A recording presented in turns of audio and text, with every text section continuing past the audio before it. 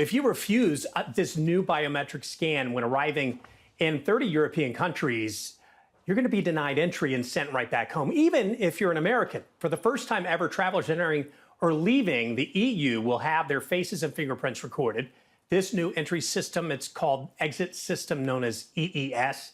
It launched this past Sunday. It's going to expand across all EU airports, ports, and land borders by April.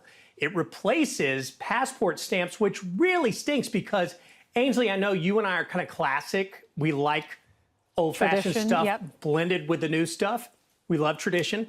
I just love stamps on my passport. I love being reminded about where I traveled. Well, those are going away. Why are they doing this?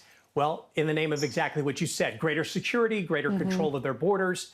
I mean, you can't say you blame them. I mean, sort of the world run amok with people going anywhere. So this technology is aiming to really rein in who's in their countries and for how long, and, well, track them down and get them out the border. Yeah, because that area, that I think is the Schengen area, that's the area, those 29 European countries, we can travel all around those countries. But if you come in from another area, they want to know who's in their country, and I don't blame them. We want to do the same thing. So if it means we don't have stamps, I'm okay with it, Kurt, even though I do like looking through it with my daughter to see where we've been and be reminded